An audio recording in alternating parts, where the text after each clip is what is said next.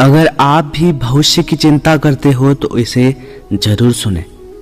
भविष्य की चिंता में वर्तमान खराब नहीं करना चाहिए। धर्म के अनुसार कर्म करते रहेंगे तो भविष्य भी अच्छा जरूर होगा। चिता और चिंता में केवल एक बिंदु का ही अंतर होता है, लेकिन चिता निर्जीव को जलाती है और चिंता जीवित को जलाती है। चिंता करने का अर्थ है भगवान की व्यवस्था पर शक करना। भगवान जो करेंगे अच्छा ही करेंगे। चिंता और तनाव में इंसान सिर्फ तभी होता है जब वो खुद के लिए कम और दूसरों के लिए ज्यादा जीता है। ध्यान रखना कि अगर जीवन में चिंता करोगे तो भटकते रह जाओगे, और अगर चिंतन करोगे तो भटके हुए को भी रास्ता दिखा पाओगे। आपके जीवन में सब कुछ छिन जाए तो भी चिंता मत करना। आपकी बुद्धि और अनुभव किसी की भी ताकत नहीं छीन सकती है। कुदरत सबको हीरा बनाता है, बस जो घिसता है वही चमकता है। अपनी ऊर्जा को चिंता करने में खत्म करने से बेहतर है कि हम उसे समाधान ढूंढने में उपयोग करें। सुबह से शाम तक काम करके आदमी उतना नहीं थकता है जितना चिंता करके 1 घंटे में थक जाता है। जो भाग्य में लिखा है वह कहीं से भी भाग कर आएगा, और जो भाग्य में नहीं लिखा है वह आकर भी भाग जाएगा। फिर चिंता किस बात की? आप केवल अपना कर्म करते रहिए। याद रखना, बीते कल का अफसोस और आने वाले कल की चिंता 2 ऐसे चोर हैं जो हमारे आज की खूबसूरती चुरा लेते हैं।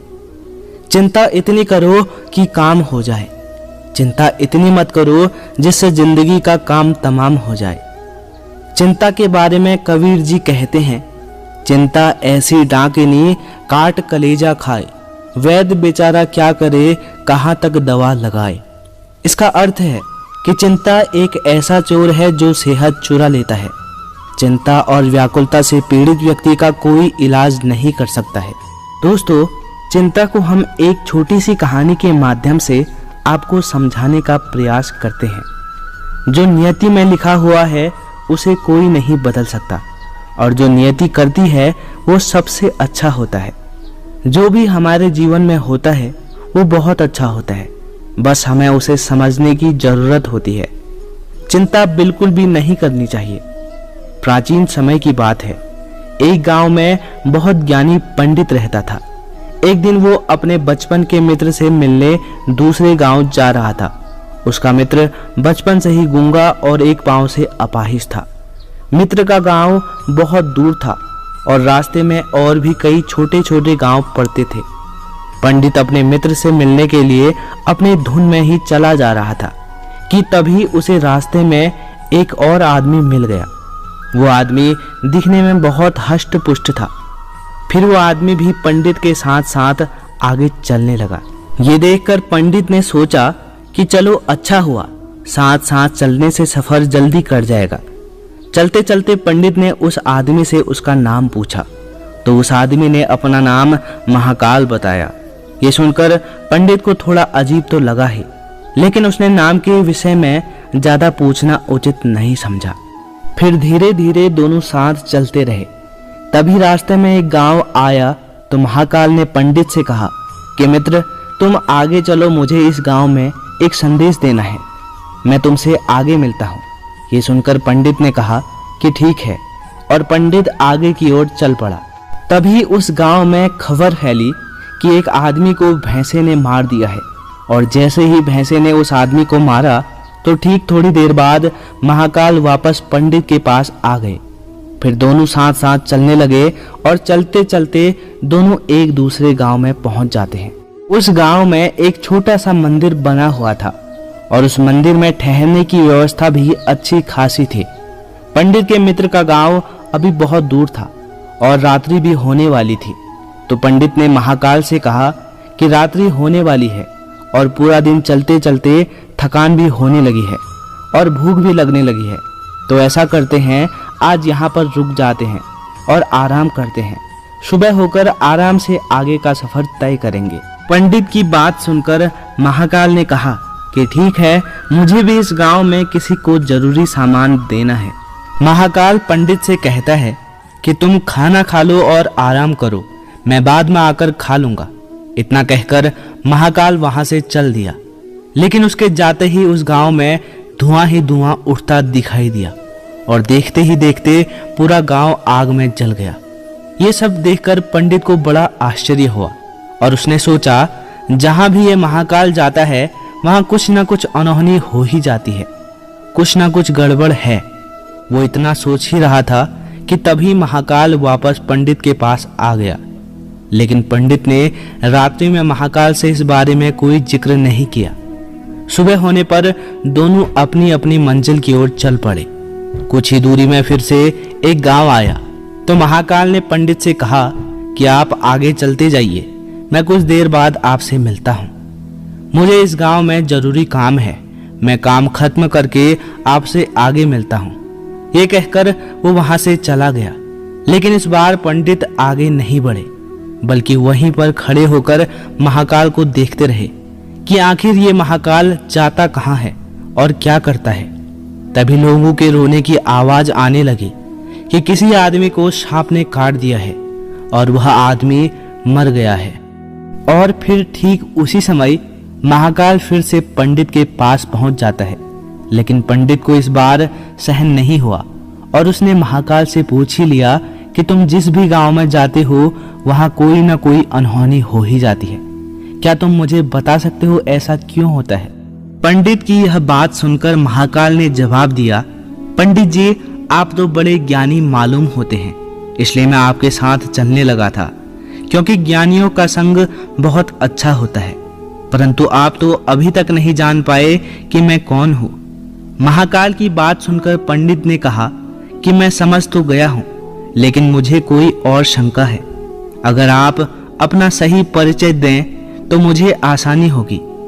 पंडित की बात सुनकर महाकाल ने जवाब दिया कि मैं यमदूत हूँ और यमराज की आज्ञा से उन लोगों के प्राण हरता हूँ जिनकी आयु पूर्ण हो गई है। पंडित को पहले से ही महाकाल पर शंका थी, पर महाकाल की इस बात को सुनकर पंडित घबरा गया। लेकिन फिर उसने हिम्मत करके पूछा कि अगर ऐसी बात है और अगर तुम सच में यमदूत हो तो बताओ अगली मृत्यु किसकी होगी?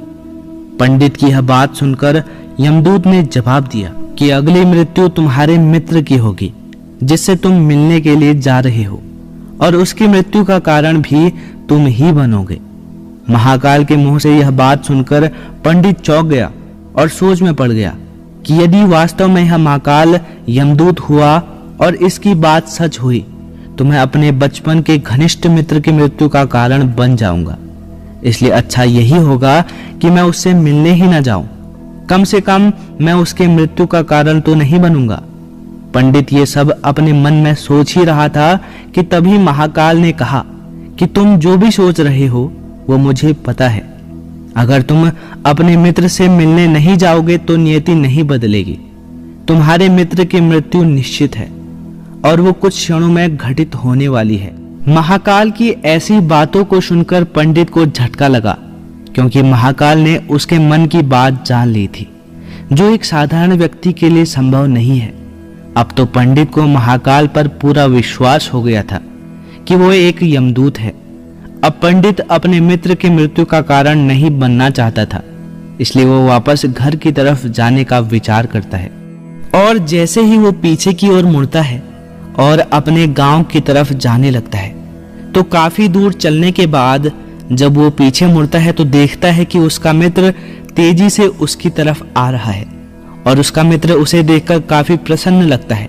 अपने मित्र के आने की गति को देखकर पंडित को ऐसा लगा जैसे उसका मित्र काफी समय से उसके पीछे आ रहा था, लेकिन वो बचपन से ही गूंगा था और एक पैर से अपाहिज भी था। इसलिए वो ना तो पंडित के पास पहुंच पा रहा था और ना ही उसे आवाज देकर रोक पा रहा था। लेकिन वो जैसे ही पंडित के पास पहुंचा तो अचानक उसकी मृत्यु हो गई। ये देखकर पंडित हक्का बक्का रह गया और पंडित महाकाल की ओर देखने लगा, जैसे कि वो पूछना चाह रहा हो कि ये कैसे हो गया। पंडित के हाव भाव देखकर महाकाल पंडित के मन की बात समझ गया और बोला कि तुम्हारा मित्र पिछले गांव से ही तुम्हारे पीछे आ रहा था, लेकिन वो अपाहिज और गूंगा होने के कारण तुम तक नहीं पहुंच सका। उसने अपनी पूरी ताकत लगाकर तुम तक पहुंचने की कोशिश की, लेकिन बुढ़ापे में बचपन जैसी ताकत कहाँ। इसलिए हृदयघात के कारण तुम्हारे मित्र की मृत्यु हो गई, क्योंकि वो तुमसे मिलने के लिए तुम्हारे पीछे भागा जा रहा था। उसने अपनी सीमाओं को लांघा है, इसलिए अपने मित्र के मृत्यु का कारण तुम ही बने। महाकाल की बात सुनकर अब तो पंडित को और भी ज्यादा यकीन हो गया कि महाकाल एक यमदूत है और इसका कार्य जीवों के प्राण को हरना है। पंडित ज्ञानी व्यक्ति था, इसीलिए वो जानता था कि मृत्यु पर किसी का बस नहीं चलता। एक ना एक दिन सभी को मरना है, यही सोचकर उसने अपने आप को संभाल लिया। लेकिन अचानक पंडित के मन में अपनी मृत्यु के बारे में जानने की इच्छा हुई, तो उसने महाकाल से कहा कि जब मृत्यु मेरे मित्र की होने वाली थी तो आप शुरू से ही मेरे साथ क्यों चल रहे थे। पंडित की यह बात सुनकर महाकाल ने कहा कि मैं तो सभी के साथ चलता हूँ और हर क्षण चलते रहता हूँ, किंतु लोग मुझे पहचान नहीं पाते, क्योंकि लोगों के पास अपनी समस्याओं के अलावा किसी और समस्या के बारे में सोचने और समझने का समय नहीं होता।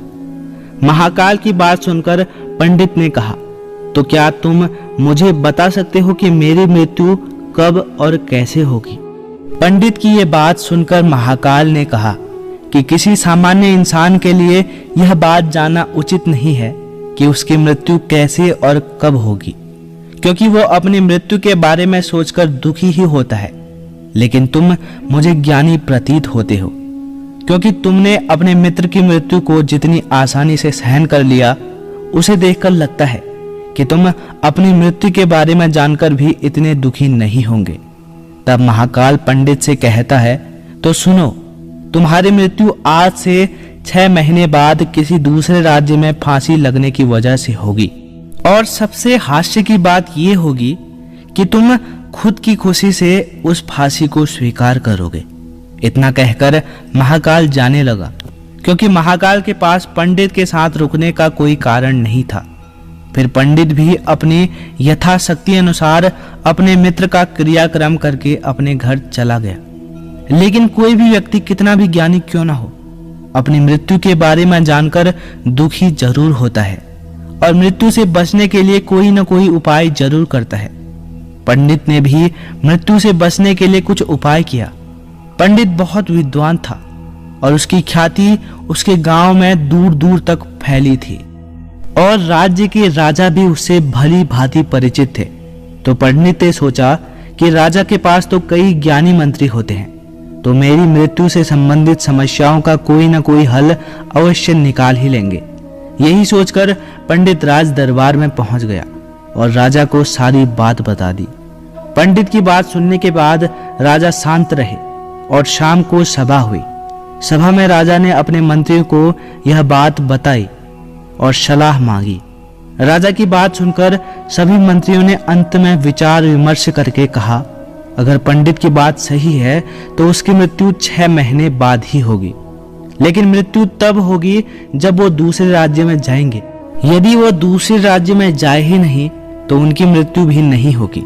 सभी मंत्रियों की सलाह राजा को सही लगी, तो राजा ने पंडित के रहने की व्यवस्था महल में ही करवा दी और राजा ने आदेश दिया कि पंडित को मेरी आज्ञा के बिना कोई भी नहीं मिलेगा, लेकिन पंडित कहीं भी आ जा सकते हैं, जिससे वो ये ना लगे कि वो राजा की कैद में है। लेकिन पंडित तो डर के मारे खुद ही कहीं नहीं जाते थे।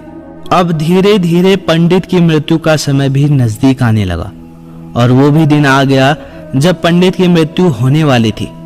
जिस दिन पंडित की मृत्यु होने वाली थी तो वो डर के मारे जल्दी से सो गया, ताकि जल्दी से वो रात बीत जाए और अगला दिन आ जाए और उसकी मृत्यु भी टल जाए। लेकिन पंडित को नींद में चलने की बीमारी थी और इस बीमारी के बारे में वो खुद नहीं जानता था, तो उसने इस बात का जिक्र ना तो राजा से किया और ना ही किसी और से किया। तो राजा को इस बीमारी के बारे में पता हो तो इस बात का सवाल ही पैदा नहीं होता।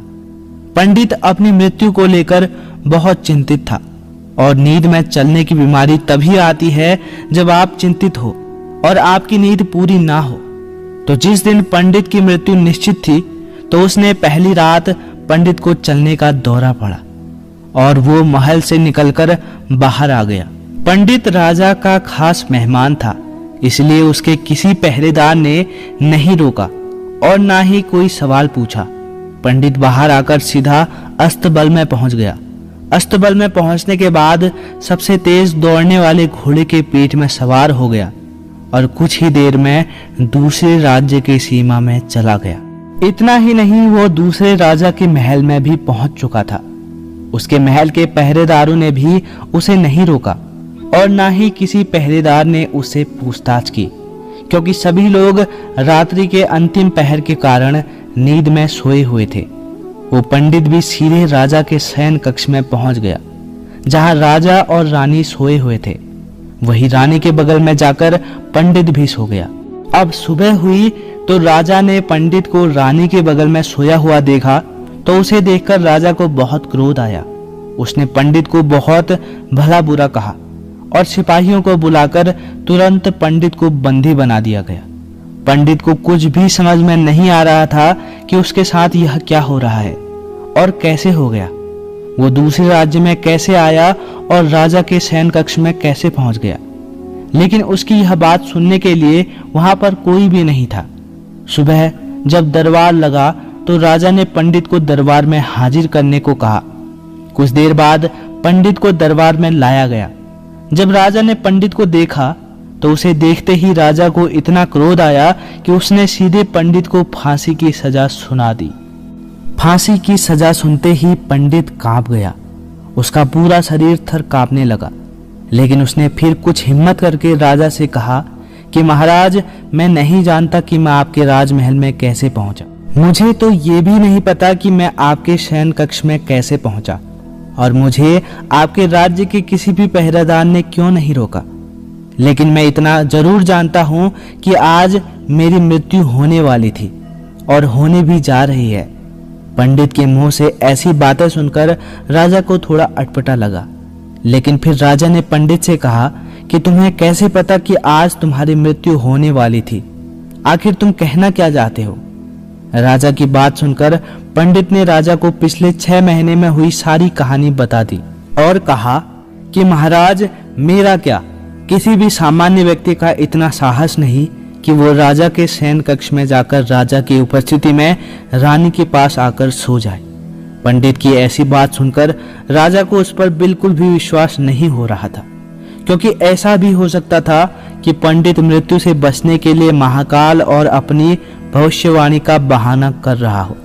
लेकिन फिर राजा ने पंडित की कही बात का पता लगाने का निर्णय किया।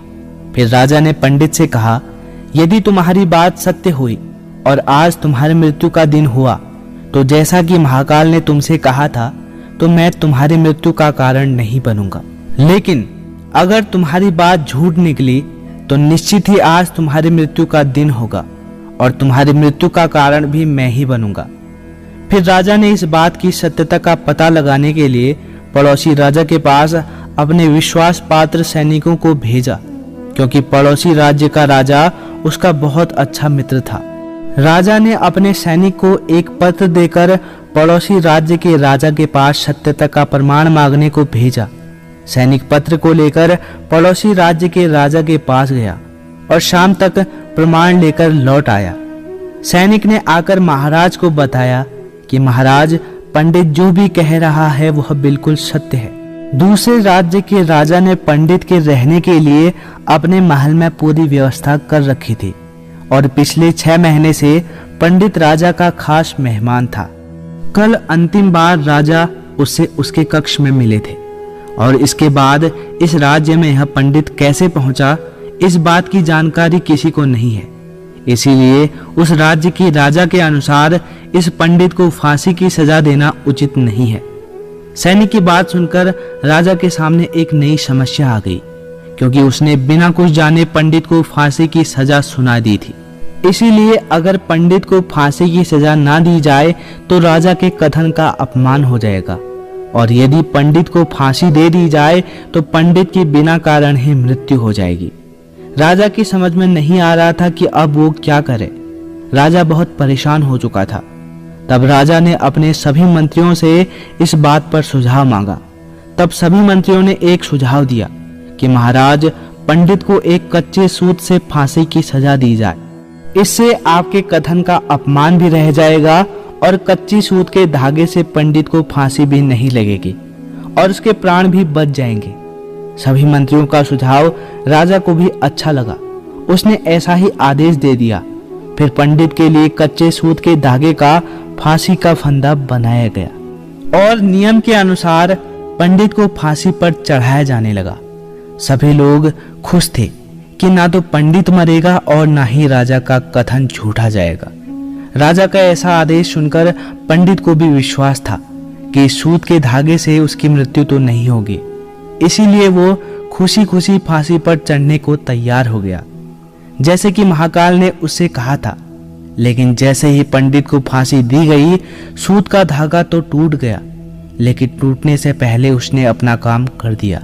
पंडित के गले की नस सूत के धागे से कट चुकी थी और पंडित जमीन पर पड़ा पड़ा तड़प रहा था। हर धड़कन के साथ उसके गले से खून की फुवार निकल रही थी और देखते ही देखते पंडित का पूरा शरीर शांत हो गया। सभी लोग यह देखकर आश्चर्यचकित रह गए और पंडित को मरता देखते रहे। किसी को विश्वास नहीं हो रहा था कि इस कमजोर धागे से किसी की मृत्यु भी हो सकती है, लेकिन घटना घट चुकी थी। नियति ने अपना काम कर दिया था। राजा को भी यह देखकर बहुत आश्चर्य हुआ कि इतने कमजोर धागे से किसी की मृत्यु कैसे हो सकती है। आखिरकार महाकाल की बात सच साबित हुई। राजा ने तो पंडित को बचाने का बहुत प्रयास किया था, लेकिन आज उसकी मृत्यु होनी तय थी, तो उसे राजा भी नहीं टाल पाए। दोस्तों, जो होना होता है वह होकर ही रहता है। हम चाहे जितनी सावधानी बरत लें, चाहे कितने भी उपाय कर लें, लेकिन हर घटना और घटना की पूरी प्रणाली पहले से ही तय होती है। इसीलिए हमें अतीत और भविष्य की चिंता किए बिना वर्तमान में जीना चाहिए।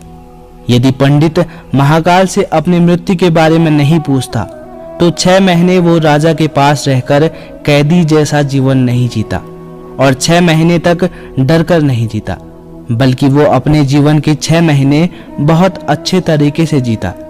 इसीलिए जो भी होता है वो भगवान की मर्जी से होता है। हमें हमेशा भगवान के ऊपर भरोसा करके अपना कर्तव्य निभाना चाहिए और हमेशा खुशी के साथ अपना जीवन जीना चाहिए। यही जीवन का सबसे बड़ा रहस्य है। दुखी होकर चिंता करने से हमें दुख प्राप्त होता है, क्योंकि चिंता करने से या दुखी होने से नियति का नियम नहीं बदलेगा। नियति तो अपना काम करेगी ही। इसीलिए आप भी अपना कर्म कीजिए और हर पल का आनंद लीजिए। आपको जो भी मिला है, जैसे भी मिला है, आप उसमें खुश रहिए। सबको जीवन एक बार ही मिलता है, इसीलिए अपने जीवन का आनंद उठाना चाहिए। भगवान कृष्ण भी कहते हैं कि ना तो अतीत के लिए पश्चाताप करो और ना ही भविष्य की चिंता करो, बस आज में जियो और इसी में एक हो जाओ। बस यही एक तरीका है खुद को सभी चिंताओं से मुक्त रखने का, जिनके परिणाम तुम्हारे हाथ में नहीं है। तो दोस्तों, आज के लिए इस वीडियो में इतना ही। अपना ख्याल रखें। धन्यवाद।